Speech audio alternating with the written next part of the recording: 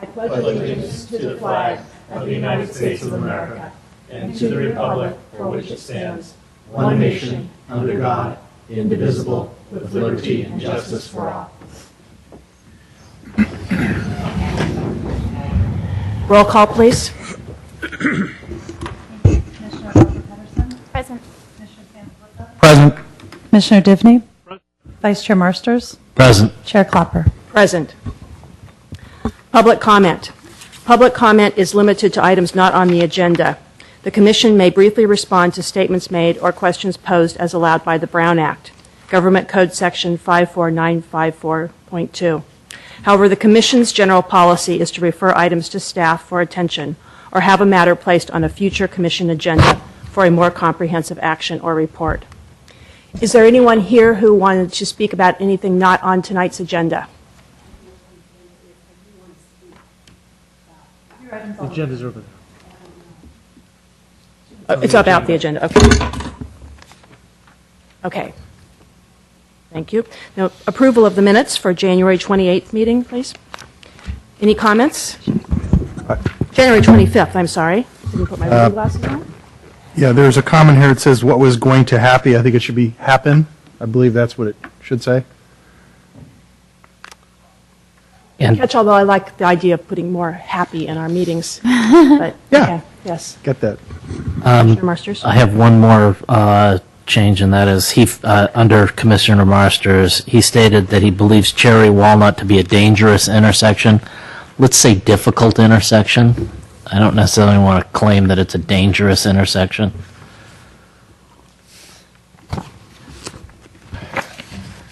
Okay. Commissioner Divney, did you have a comment about the... No. With no further Everyone? difficulties, Okay. I'll happily move with those two changes to approve. Second. Okay, all those in favor? Aye. Aye. Any nays? No? Okay, thank you. Public hearing. Procedure for public hearing. Staff will present a report on the history, physical features, etc. on the application, followed with the staff's recommendations. The applicant will make a presentation. Thereafter, interested members of the community may speak on the proposal. When all interested parties have had an opportunity to be heard, the hearing will be closed and no further discussion from the floor can be held. The Commission will then consider the evidence and make its recommendation. If you challenge a public hearing item in court, you may be limited to raising only those issues you or someone else raised at the public hearing described in this notice, the public notice, or in written correspondence delivered to the city at or prior to the public hearing. Speakers should fill out a speaker's form found by the door and hand it to the recording secretary prior to addressing the Commission. The speaker should come up to the microphone to speak since the meeting is being recorded. This will assist staff in preparing the minutes. Item number A, study session on the Wheeler Plaza Development Draft Environmental Impact Report. Staff report, please. Thank you. Good evening. As you recall, this study session is a continuation of the study session you conducted at your last Planning Commission meeting. And at that time, it was a joint study session with the Transportation and Circulation Commission.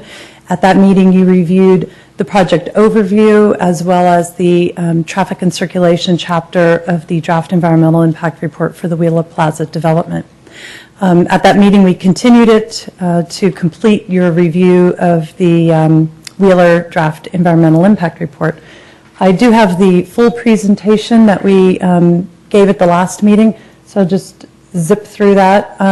For tonight, we'd like you to open the study session, review the remaining chapters of the draft EIR, have some questions and answers with our consultant, take public comment, and then provide us any commissioner input that you have. You recall the location of Wheeler Plaza here, which is in the core of our downtown.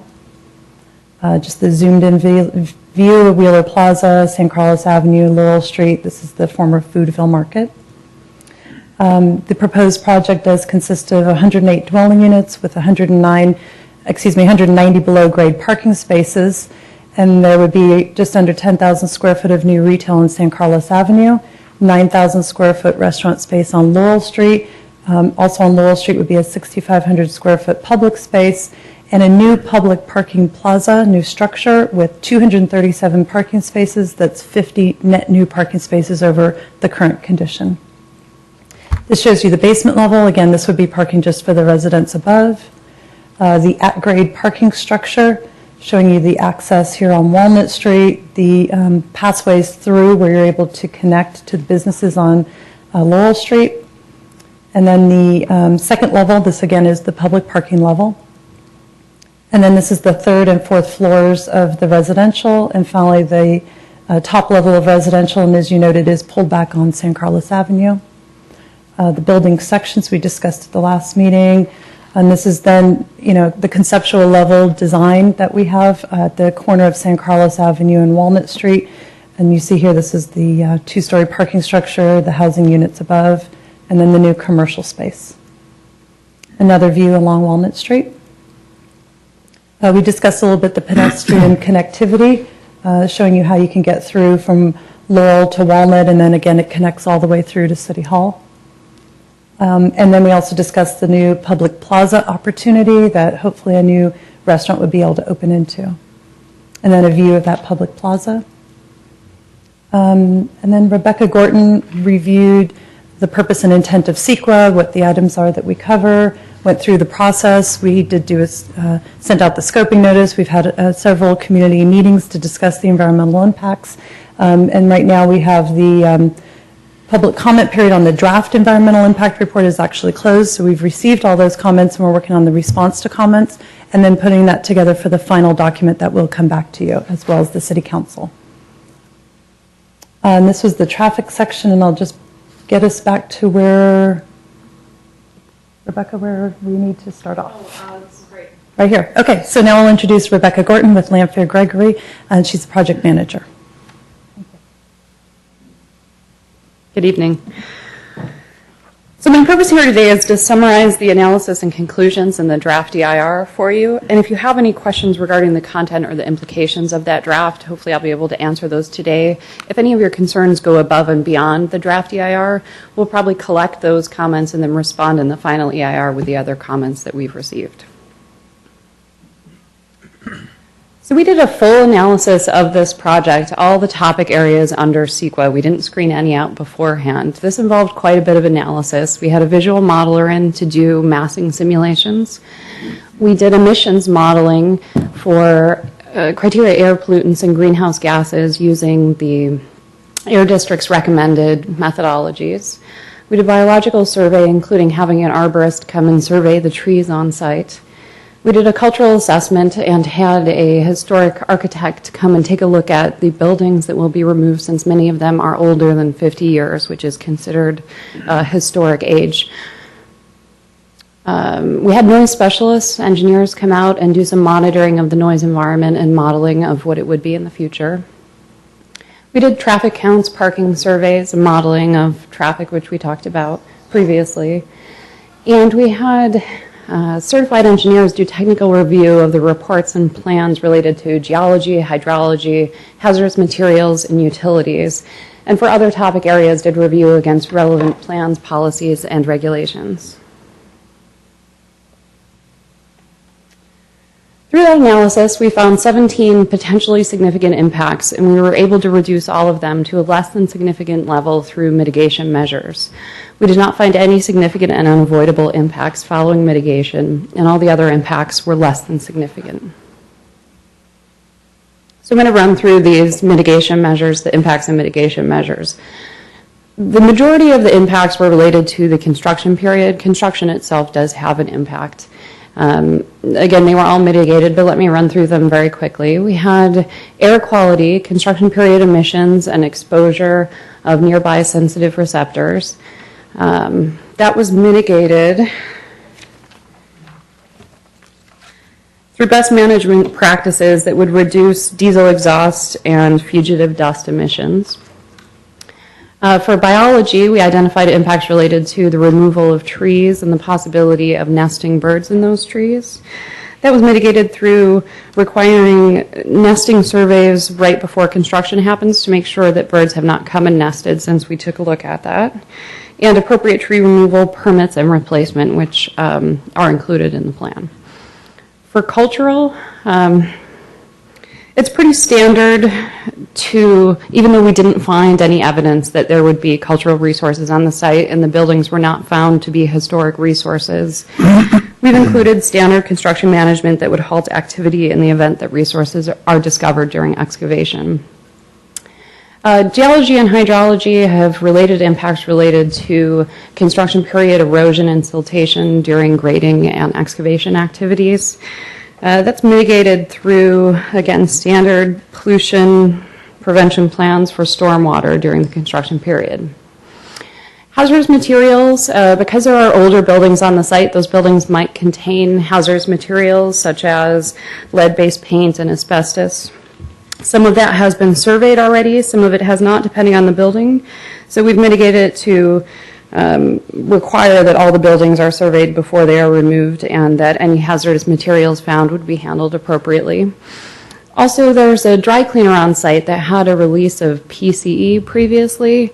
It's an identified release that happened on the site. It is in the process of being fully characterized, and it will probably continue to be until they've removed the building on top of it and gotten down to the soil where they can really take a look at it. So our mitigation is to continue that characterization and treat it appropriately during the construction period. So remove it and dispose of it as appropriate if it is still contaminated.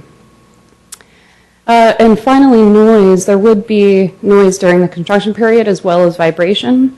We've mitigated that through noise reduction measures and a vibration monitoring plan. So 5, kind of plus 1, of the mitigation measures relate to the operations of the project. So after the construction period, there would be some impacts that we've mitigated. I'll run through those quickly. The top one is geology. We do live in a seismically active region, so it's just compliance with applicable regulations and structural design level plans. Pretty standard, but we wanted to make sure to include that. For hazardous materials, again, this is the plus 1. That PCE release, depending on what they find when they get into the soil, might require vapor barriers or vapor extraction in the buildings that you build afterwards. So we've included that here. For noise, because you would be increasing the level of traffic in the area, you would be increasing to some degree the ambient noise in the area. Also, some of the buildings would have mechanical equipment on top, and that mechanical equipment, if not properly screened, would increase the ambient noise. So we've required design level acoustical analysis for the residential that we're proposing to be sure that their noise levels inside are within acceptable levels, and for the proposed mechanical equipment. And finally, traffic we already talked about, but there were 3 mitigation measures related to those impacts, and that was to redesign some of the aisles in the parking area, as well as adding a stop sign to the Cherry Laurel Street intersection and turning on that signal at Holly Street and Laurel Street. We also included an assessment of alternatives. As I mentioned, we didn't find any significant and unavoidable impacts. Often you focus picking your alternatives on ones that will reduce or avoid those significant and unavoidable impacts, but we didn't have any here. So we picked 3 alternatives that would reduce even further the less than significant impacts that we already had. We took a look at a no project alternative, which was reuse the area as it is, reuse the currently empty buildings, and leave the rest unchanged. The next one is a no Cherry Street alternative, and that would remove the affordable housing component on Cherry Street. We included this one because Cherry Street, I believe, is still not under redevelopment agency control at the moment. So because that was a questionable component anyways, we wanted to take a look at the project without it. And finally, a reduced density alternative that would have a lower impact because it would have less residents on site, 1 less story. So what we found was that the impacts would be marginally reduced. They were already less than significant, so we are talking about a marginal reduction here. They'd be similar, but most of these alternatives would have a substantially reduced ability to meet objectives. So of course, a no project alternative, you avoid all your construction-related impacts. Those are temporary impacts, and like I said, they're already less than significant. So those were our conclusions with the alternatives. And with that, I'm open for any questions or comments. Questions? We'll start with, No, I have no questions. okay. Commissioner Marsters? Not at the not at the moment. Okay. Commissioner Divney? I don't have any at the moment. Okay. We're ready to continue on? Yeah. Okay. Yes. Okay. I only have one request to speak from Janet Jerome. Did I pronounce it correctly? Okay. So if anyone else would like to speak, please fill out one of these forms that are up at the table and hand it in. Yes, if you would please come up to the podium and state your name and address. My name is Janet Jerome, and I live in the 600 block of Walnut Street. And the young lady who just spoke, I don't know how long I have to speak. 2 minutes is not going to be enough at all. First of all, she didn't mention anything about, one of the things is there's rodents. I live on Walnut Street in the 600 block. She mentioned nothing about, various rodents. There's a rodent problem there. She didn't mention anything about, the other area was a noise of construction. With construction noise, when, what was it? Bianchini's, but now Foodville, when they were there, they had trucks there, and I used to call here, I called the police. They have carte blanche when they bring in their trucks for food or for whatever they're doing, and it doesn't matter what time of the morning it is, so there's a definite noise problem for the residents. And what I wanted to also say is I'm totally opposed to this whole, whatever you want to call it, for Wheeler Plaza. I represent myself and I represent residents in this area on Walnut Street. I myself am a resident, of course. I also represent some of the business owners I've spoken with and some other concerned citizens about what this will do. Traffic-wise, San Carlos is getting more and more traffic. If you live here, you will know, or if you own a business, you'll know exactly what I'm talking about. And that Wheeler Plaza is loaded. And on the weekends, everything's loaded. You can't even find a parking place, hardly. That's number one. The increase in pollution, I don't believe a word what they're saying about the pollution. We already are exposed to a lot of pollution from the trucks, the vehicles alone, because of the increase in population here over these years. I've lived here all my life. What else? Let's see. Safety and, if something happens, how are you going to get the fire trucks? I mean, has that been really worked out? Safety and health for people if there's an emergency? You're just loading it up with more pollution, cars, traffic.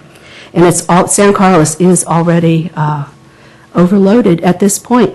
So, that's basically all. And 108-unit condominium and all the things that they talk about that are supposed to be so beautiful, we don't see it happening. And we see that certain, like the person here who represents the builder, certain people will benefit, and a lot of us who are residents, we're not going to benefit from this at all. Thank you. Thank you for your comments. Please come up here.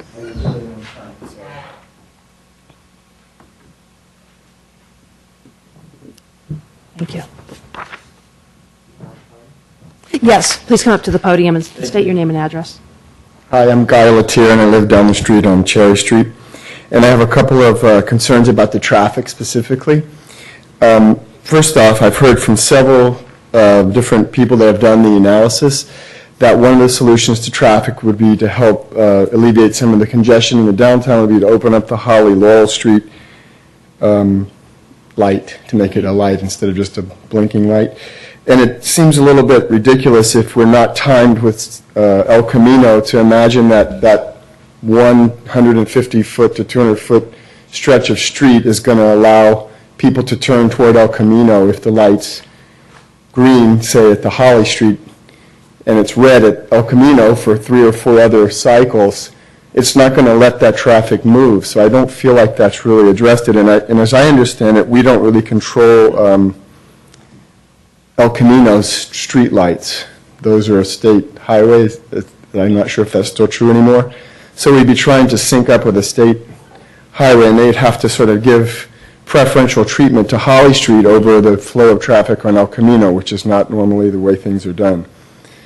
Secondly, with regard to traffic, I think the one oversight that I've seen several times and I mentioned is that the Cherry Walnut intersection is not mentioned as a four-way potential, and that seems ludicrous given the difficulty in coming out of the new parking garage, taking a left. I mean, you have two options. You can take a right to go toward Holly Street, or you can take a left to go toward Cherry Street. One goes north, one goes south, kind of. And when you get to the corner, if you haven't been through Walnut for a while, then you need to know that it's very difficult to go straight on Walnut, so you really have to turn left on Cherry. And my greatest concern is just the congestion in traffic, the pedestrians, especially the San Carlos Arms residents, who are not always as fleet of foot, and the kids that do ride their bikes from school and going to the downtown area. I just don't feel like we need to wait for an accident or for somebody to get hurt, and it's going to get really congested with this traffic. And I really concur with my previous speaker about the pollution and the noise and the increased traffic in that area.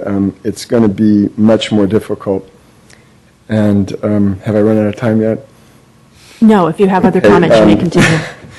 And finally, I'd like to voice strongly that if any of this proceeds, and I understand that it's got a lot of virtue to it, but I firmly believe that the density that they're proposing for this maximized profit is really going to come at the expense of the San Carlosians and not really benefit anyone that's going to be living in this area. So I don't know why we need to burst up 4 or 5, okay, whatever story you want to call it, 50 feet to maximize the density of residents in this proposed facility. And a lot of times they're saying, well, you're not going to see that because it's interior. But the one big selling point to the average citizen might be that courtyard that's going to exist at the present location of Foodville, where all of a sudden there's a big opening in the face of the building, and then you can see 4 or 5 stories that are going to exist up above there. So I don't think that, I know other buildings across the street perhaps have higher limits, but that doesn't mean that it was right to do that back at the time that it was done either. I mean, I think we need to build on the mistakes from the past. And so I also feel like the traffic analysis that was done, I'm sorry to go back to the traffic, but it's kind of my pet peeve. The traffic analysis that was done seemed to be done independently and separate. I know they took counts of cars that drove through different intersections and they made statements based on those facts, but it doesn't seem like it's connected to, well, this stretch of the street then connects to taking a left on Cherry, for example, off of Walnut, and then when that's all backed up to get onto across Laurel, then no one moves, and just come to any farmer's market on Thursday afternoon if you don't understand how that works. So, and right now it works great because everybody's very friendly and they're all in a good mood, but if you make this at 7:45 in the morning and people are trying to get on the go or kids are getting to school, as I said, I think it's going to impact our citizenry a lot more than the people that build the building. Thank you. I could go on. Thank you for your comments.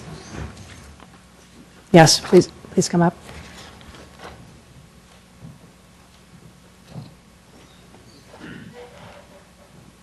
Bonnie McClure, 128 North in San Carlos.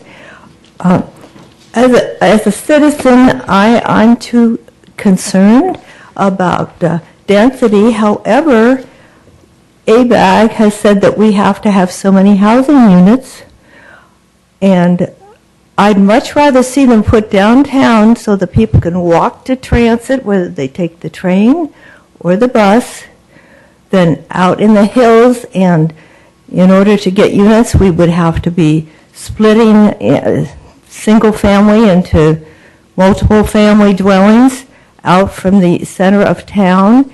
And then those people have to drive, and they'll be driving their cars downtown. and to get to the train station or out to 101. So we'll have more cars coming downtown, whereas if the people are living right downtown, they don't need their car as much. Maybe they need a car on the weekend to go on a trip.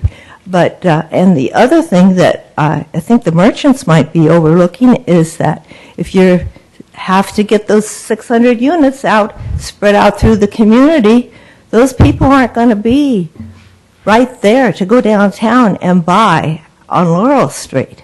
They're going to get in their car and they're going to go down to Stanford or Hillsdale. They're not going to bother to go downtown. Once you get in your car, there you go. So I think the merchants are missing a bet here. Here you have people right downtown where they can go to the restaurants, they can go to the food stores, they can go and buy a dress. And, I think it's short-sighted. I think people aren't realizing that we're going to have to house people. And we don't want them driving in from Tracy. ABAG has given us a quota. We've got to meet it. So where are you going to put those people? We need them downtown. And this is a very good-looking project. And I wish that they would consider the future and whether you want a whole bunch of cars pouring down from the hills or if you have the people where they can go and shop locally. Thank you. Thank you for your comments. Did anyone else have a comment?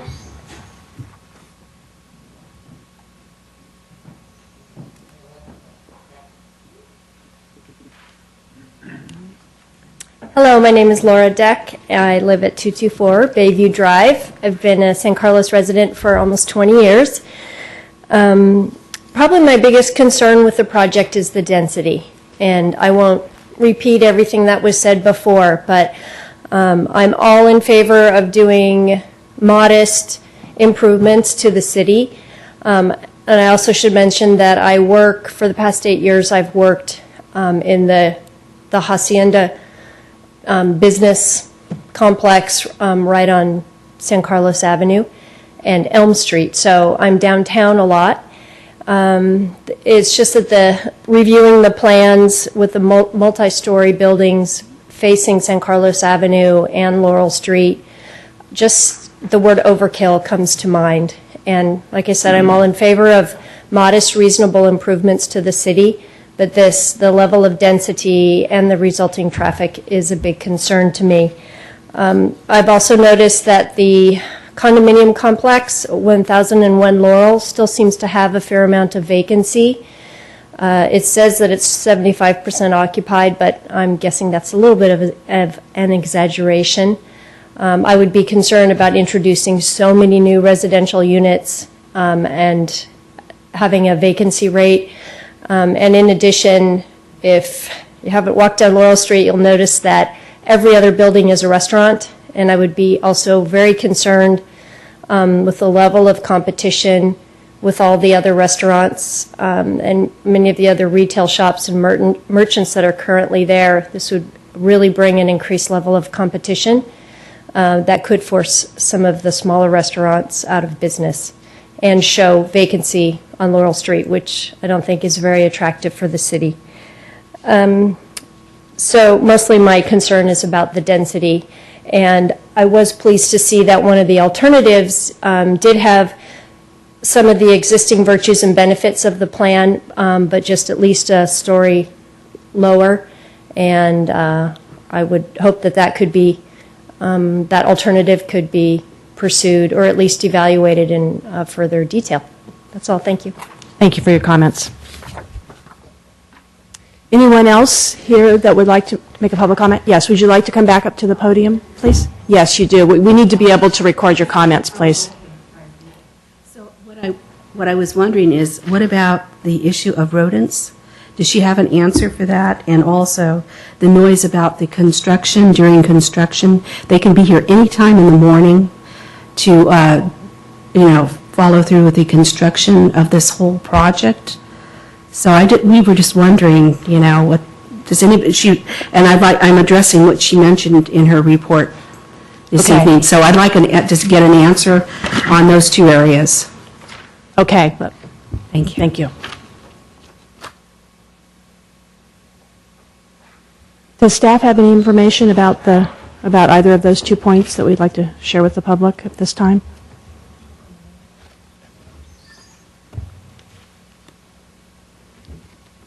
So the first point was the rodents. So the environmental impact report is looking at the project's impact on the environment. Questions of rodents are usually more code enforcement issues. You're looking at restaurants that aren't keeping clean enough or houses that aren't well maintained. So no, that's not within the purview of the environmental analysis. Okay, thank you. If they were endangered rodents, then we would have taken a look at it. And the other point was? Construction noise. Construction noise. Anything in your mitigation that would control that? Yeah, that was identified as an impact in the environmental analysis and includes mitigation. It's impact noise-5 and mitigation measure noise-5. It requires construction noise control measures to be included in the construction plans for the project. There's a number of bullet points of what needs to be included, probably about 12 of them here. It's limiting the construction hours to between the hours of 7 a.m. and 6 p.m.,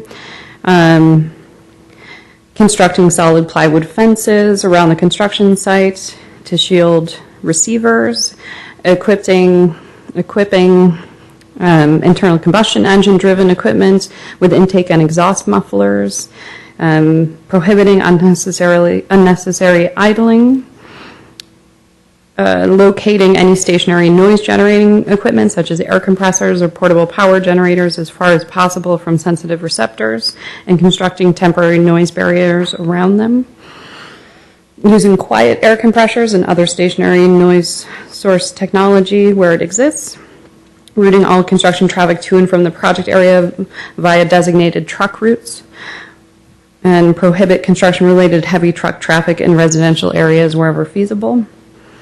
There's more. I don't know that I need to read them all aloud. I just reference that. Okay. So thank you. Those are recommendations, those aren't requirements. It is a To mitigation measure. To mitigate. It's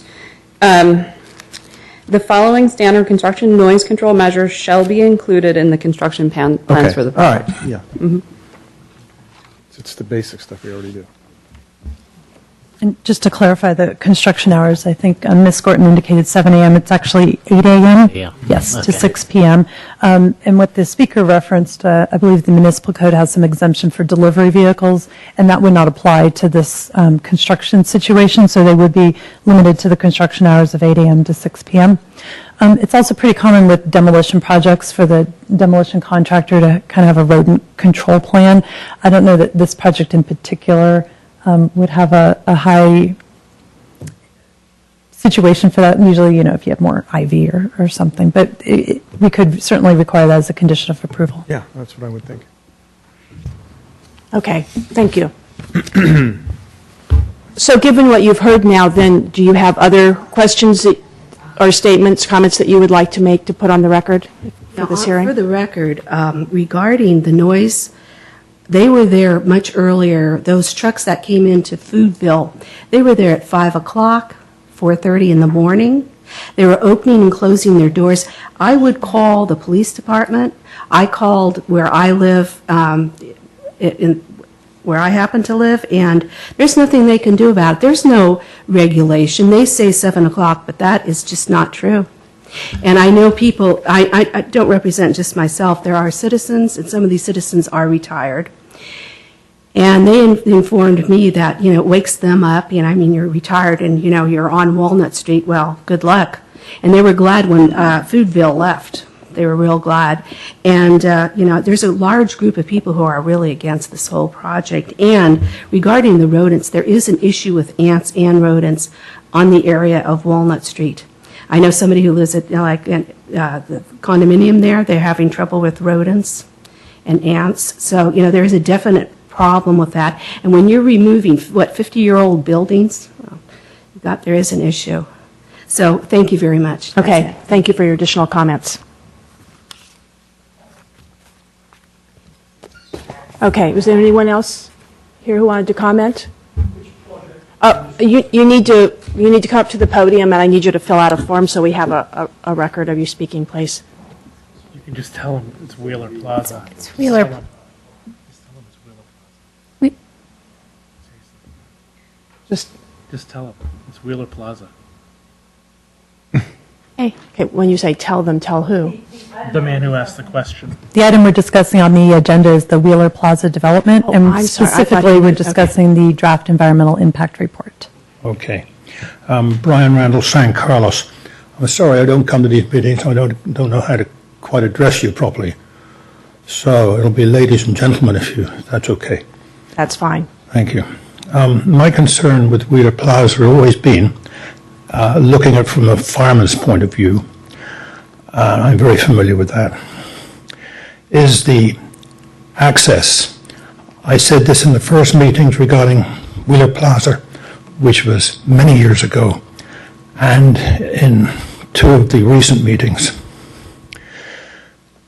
I believe that you should be able to get a ladder truck in from each side.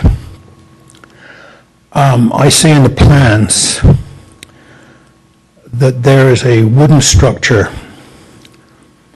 over the top at one end, which I would imagine is trellis work. That would prevent you getting a ladder truck in at that end. And once again, I want to express my concern that you can get those big vehicles in at either end. Thank you. Okay, thank you. And if you would please fill out one of the forms so we have that as a record. Okay. Anyone else that has a comment they would like to make before we close the public portion of the hearing? No. Okay. Do I have a motion? Move to close. Second. Okay, all those in favor? Aye. Okay. Discussion. Commissioner Dibney. No, Commissioner Dibney. I'm sorry. I'm trying to think of my own points that I want to say. Commissioner Sanfilippo. I actually kind of talked about this last week, and it's really about the traffic stuff, which I believe is currently on the table already. So, we talking about again doesn't make any sense at this moment. So I really don't have any other comments. Okay, thank you. Commissioner Marsters? Just a couple. Yeah, just a couple. The first item, I sent a whole list of items to staff to address, so I'm not going to go over those. I'm just going to go over a couple of the new things that I heard from the public. The first is noise from delivery trucks. It seems to me like the fact that if you build a building and the delivery trucks are now coming in behind that building, the residents on Walnut Street will actually hear less of the delivery noise than they do right now, because the building that's going to be built will actually block the noise from the residents on Walnut Street, or at least one would hope that is what's going to happen. The other thing that I heard were several comments and concerns about density, and I just wanted to hear from staff, maybe Al or Mark, about whether there were other ideas on density, whether there are potential for additional setbacks on other floors. I don't know if any of that was considered at all.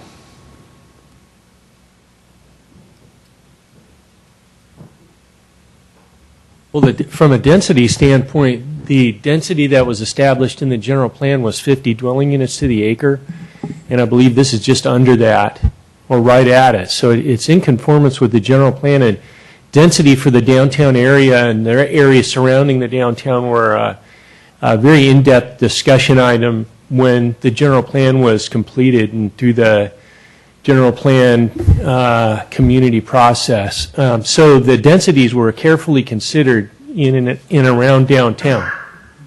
That being said, part of the density that you decide to do is, one, the general plan, what's allowed, and you don't want to go over what the maximum level is, but two, the economies of the project and the economic and fiscal, realities of it. The more density you have, the more fiscally or economically viable the project is.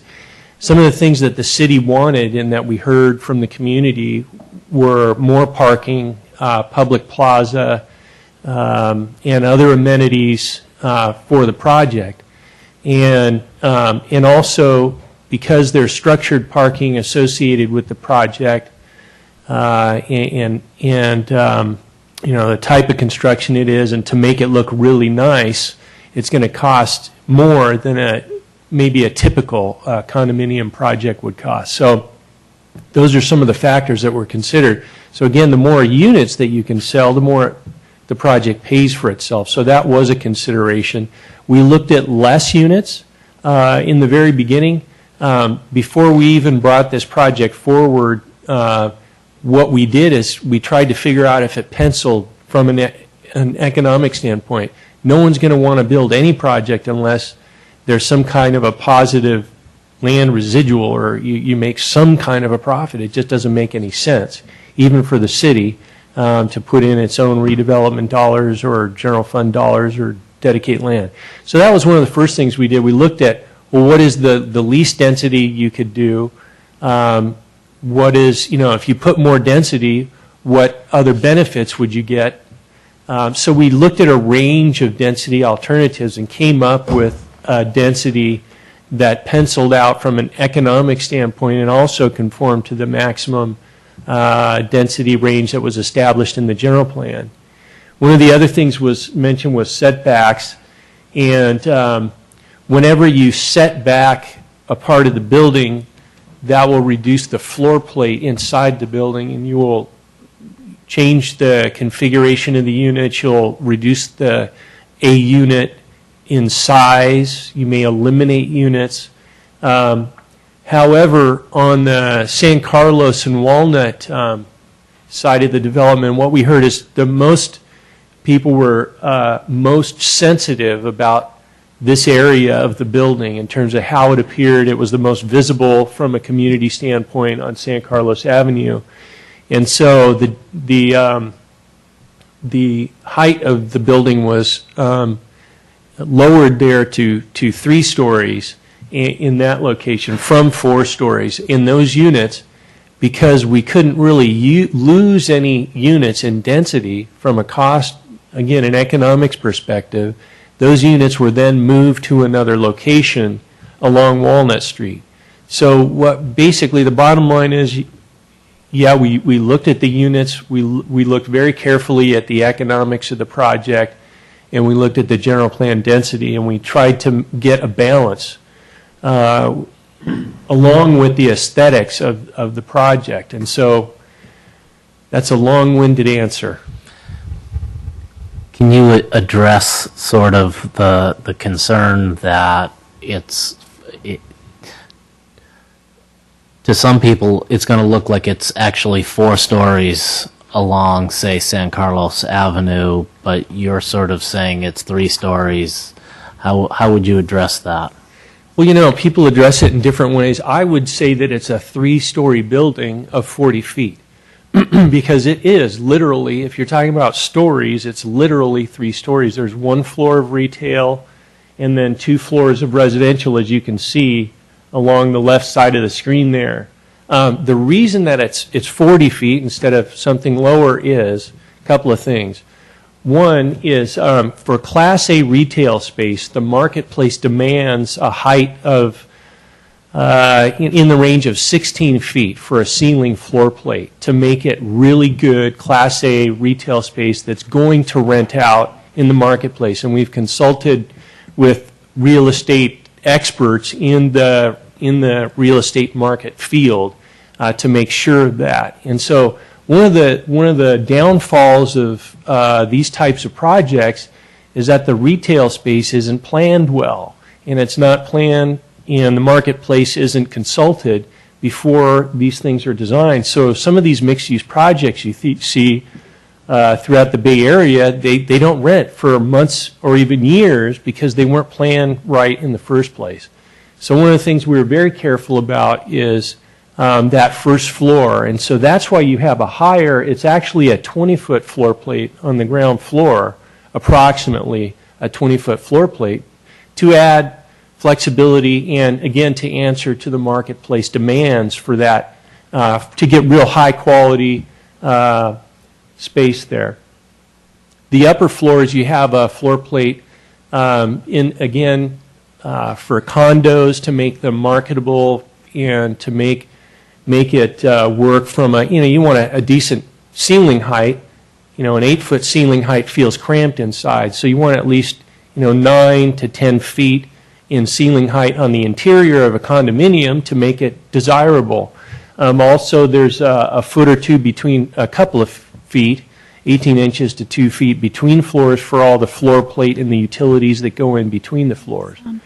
So that's why I would say this is a 4-story building with a 40-foot height. People say that it's 4 stories because the bottom floor has 20 feet. So it's somewhat a semantic thing, but I'm going to choose to call it a 4-story building.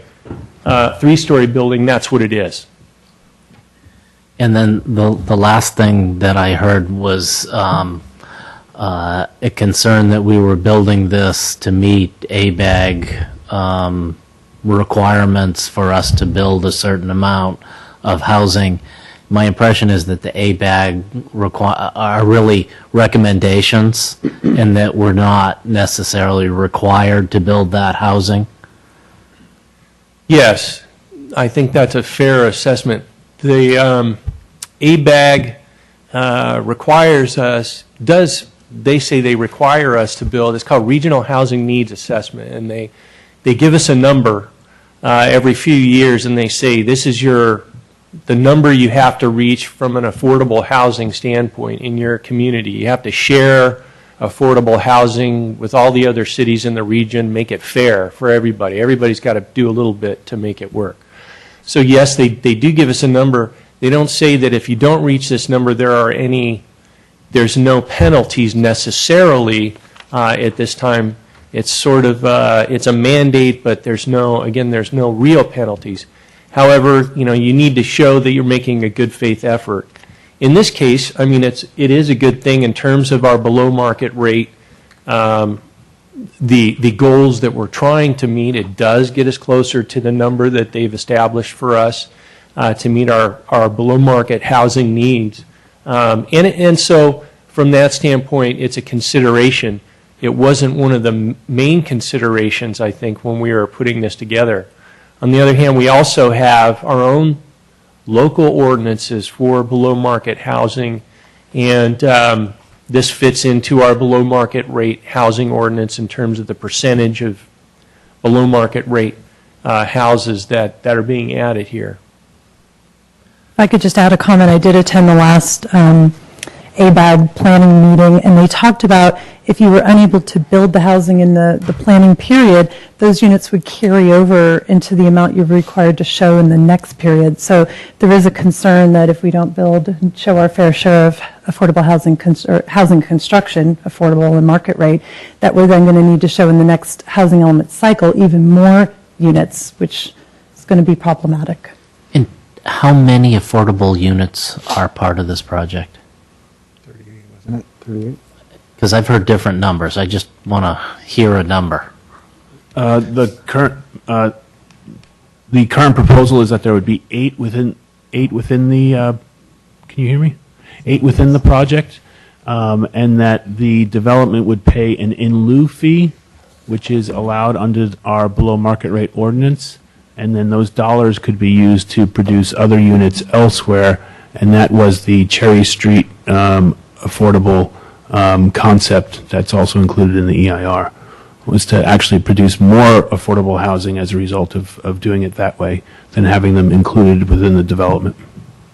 Can I get a point of clarification? We keep using the word affordable and below market. Are they two different things? They're interchangeable. So they're the same thing, just a different way of saying it. Because if you look at this I'm looking at 3-2, there's supposed to be 38 affordable units. So are you saying they're going to, So eight, they're going to pay an in lieu fee for the other 30 units? the Unless I'm not the reading that low right. market rate ordinance requires 15% affordable units, and it's those 15% that would generate the in lieu fee, which is estimated to be, I think, about $3 million. Okay. And then with that money, you would do a separate project where you could actually leverage state and federal dollars and create even more units than would otherwise have been produced. Yeah, and if I can also clarify, the environmental impact report, although we're calling it the Wheeler Plaza Development Project, and we're really focusing on the project that we have defined at this point, it does include the Foodville development of a restaurant with the plaza, and it also includes the affordable housing component, which hasn't really been fleshed out and designed at this point. Right. But we wanted to analyze that all in this one document so that we know all the environmental impacts at one point. And that's where the confusion in the numbers comes from. Yep. Thank you. Okay. Commissioner Gibney. Hi. Number 2, Commissioner My Gibney. Yes. concerns have been brought out in the last meeting. They're all regarding traffic. Okay, good. Commissioner Harper Pedersen. Just one thing about traffic, which I know we spoke about the last meeting. I think an important point that was raised in public comment is, does the traffic analysis take into account the intersections that are a few intersections down from what was studied? And I guess that's just a question I have.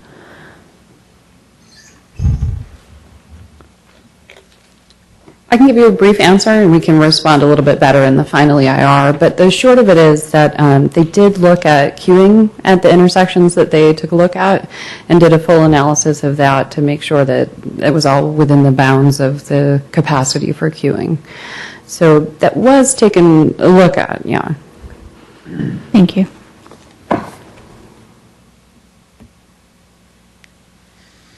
And then, I'm sorry, just one more thing, Karen. Please. And then I thought we'd mentioned earlier, we can make hours and deliveries a condition of the project, correct? Yes. Okay. We don't have a And then project yet. deal with the separate enforcement issue if that's not enforced. Okay. Thank you. That's it. Can we limit the hours and deliveries for one particular project, or is there sort of a citywide, isn't that part of a citywide ordinance?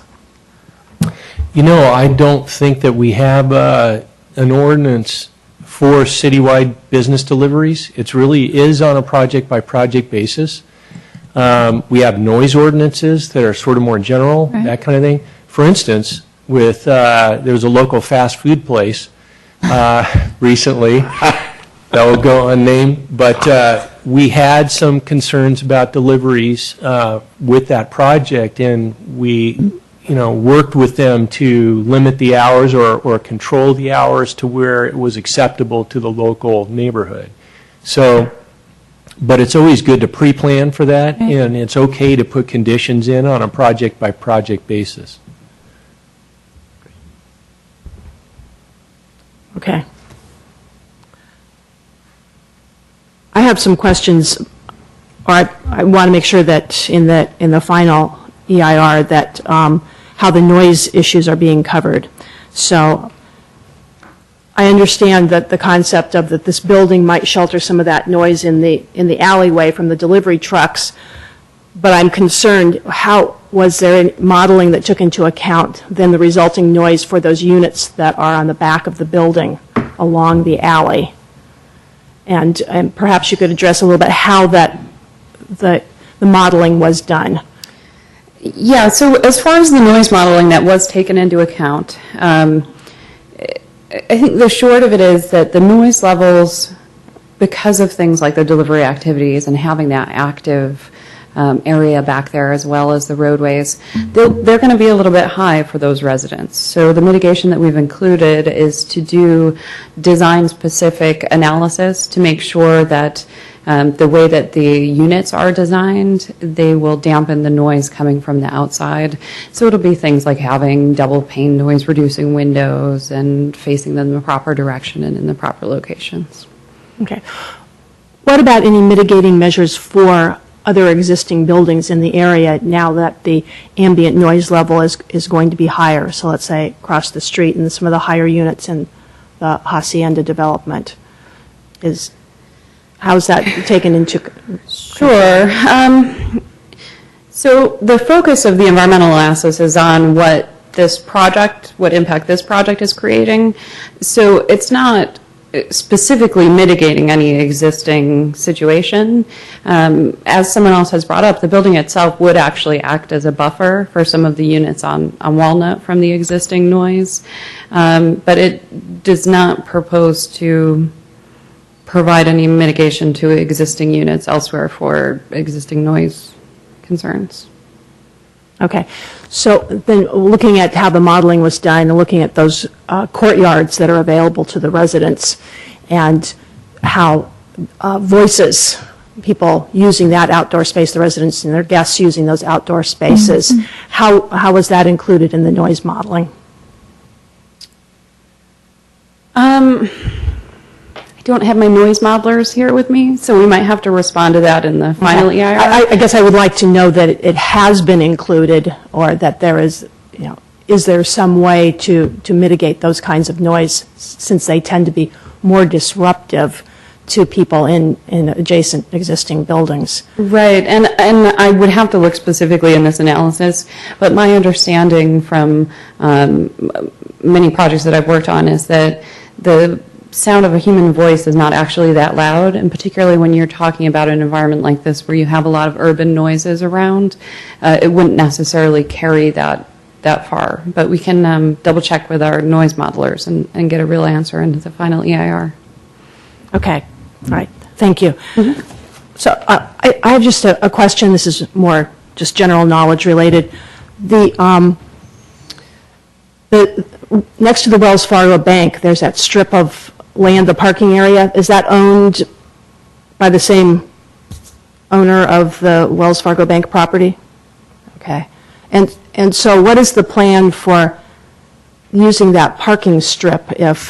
Are we still going to be encouraging the public to drive through that alleyway to go into that parking area and be able to go through it? Or are there some other thoughts long-term of how to then have that alleyway be primarily for delivery trucks? Because there's no access into the general public parking. I'm confused, Karen. Are you talking about the one between Co-America and Wells Fargo? Yes, that one. Well, delivery trucks are coming on the other side.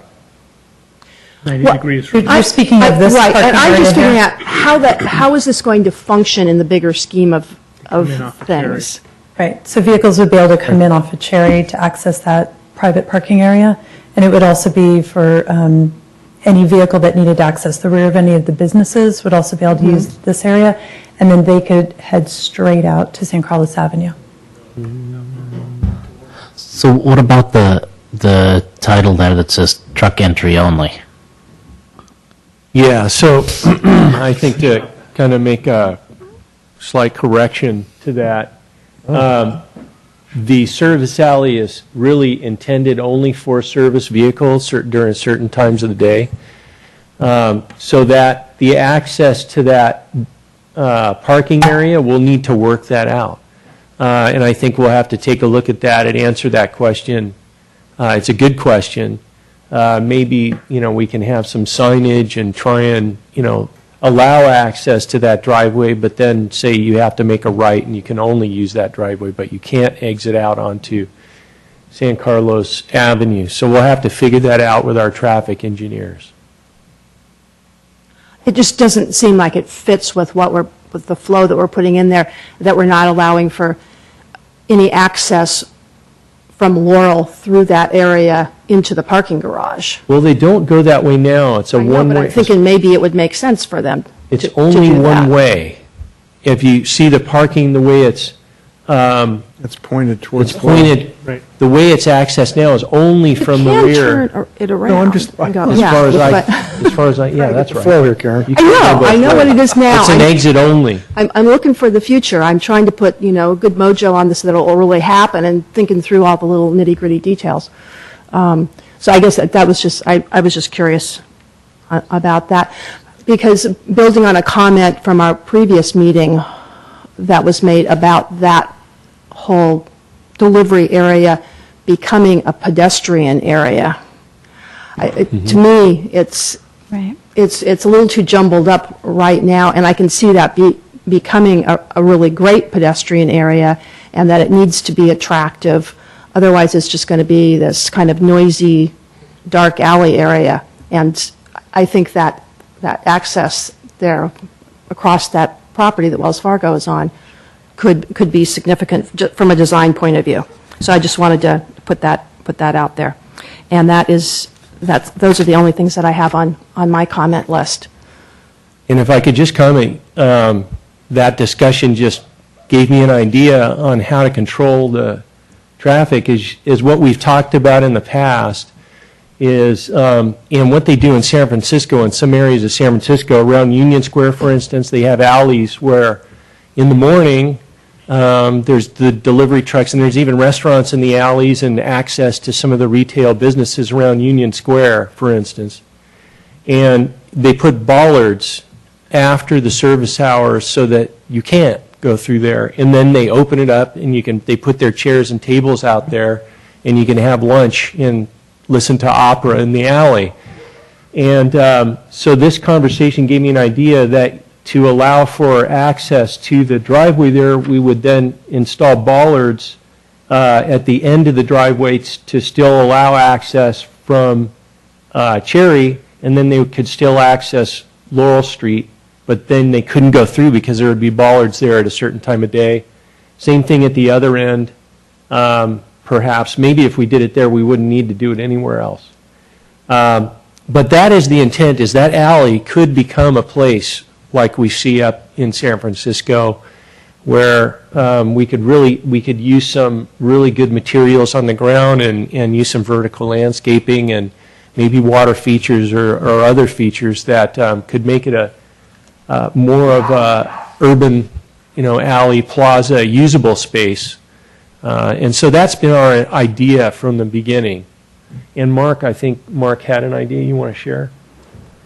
I was just going to add that another alternative would be to, for Wells Fargo, that they could have some dedicated spaces right there on the ground floor in the parking structure, and that what is now currently a drive-through and parking spot could be another landscaped walkway to get to the parking garage, and make it more presentable and inviting for people to come from back and forth between the parking structure and Laurel. So never to be used by cars. And I understand moving the correct parking. Correct. Okay. That's also right where there's a walkway across Laurel Street right in the middle of the block there too. Pedestrian crossing. It's mid-block. Okay, thank you. Any other comments the commissioners want to share before we move off this topic? Okay. Nope. Very good. Then, thank you to everyone that's here for your comments. We're now going to move to the next items on the agenda. Reports, correspondence, and general information. Report on recent city council actions. I don't have any report. Okay. Could I expand that to include the EDAC, since Mark is here? They met this afternoon, right? Correct. Did EDAC meet this afternoon? They did. I was just wondering if you might be able to share with us some of the information about the redevelopment, that if it would be appropriate at this point in time, or it might be better to put on the agenda some other time, but since you were here, I thought I would just ask. EDAC held a general discussion on economic development in the post-redevelopment world. They did actually center a lot of their comments on the Wheeler Plaza project and what it would take to make it go forward. There aren't any definitive answers to either of those questions, so it was really just a study session and a general discussion about what ideas staff has, what ideas that the EDAC has for going forward. Okay, thank you. Okay, Planning Commission comments or reports? I have none. None. Okay, I have a couple of things. One thing, I met with Mayor Klein last week and just had kind of a brief conversation about what was coming up on the agenda in the future for the Planning Commission, and what had things that had taken place in the past and just kind of had a good opportunity to get to know one another a little bit better and share some information. So that was very helpful. I also wanted to check with the other commissioners to see if you would be willing to try something different in terms of our seating arrangements for the next meeting. Unless it's somewhere in a city ordinance that I don't know about, that I would like to sit at one end or the other, so I don't have to keep going back and, no. It's not that I don't want to go back and forth, but I found that it worked really well at the last meeting when all the transportation folks were over here and all of the planning commission was here, for me to be able to see all four people at one time, see who's smiling and who's grimacing, instead of having to swing back and forth. So I was interested in trying that. If you guys would be interested in doing that, I'd like to hear your point of view. So. I think that's a great idea, Karen. Can I try that? You made my day today. Will you humor me with that? Yes. Okay. Yeah. All right. Okay. So if I want to be on this end, so I can read, so I can see. Okay. I'll be down at that end if that's okay. Does staff have any concerns about that? No, that Okay. sounds fine. All right. Thank you very much for indulging me in that. Okay. We'll move on. Correspondence. No correspondence? Okay. Any planning staff comments, reports, or updates of other current projects or information about what's coming up on future agendas? Just to report that we do have the League of California Cities Planning Conference and mini workshop. The deadline to register for that is coming up, so please let us know if you would like to register. We do have money in the budget for the registration and expenses, but not for any hotel-related expenses. It is in San Jose, so it shouldn't be necessary. Yes. Fairmont Hotel in San Jose. March 20th through 22nd. Registration's February 22nd, so please let us know. And what does the upcoming schedule for March meetings look like? How's the crystal ball shaping up? Well, for your March meeting, we have a lovely agenda planned for you that evening with the consideration of the final Wheeler EIR as well as the Carlos Club. Oh, awesome. Very nice. So we have reached out to the acoustical consultants, and if the applicant will agree to reimburse quickly, we should be able to stay on schedule with that item. Okay, great. Can I order 2 pitchers of water for that meeting, please? Okay. Anyone have anything else? Okay, the meeting's adjourned.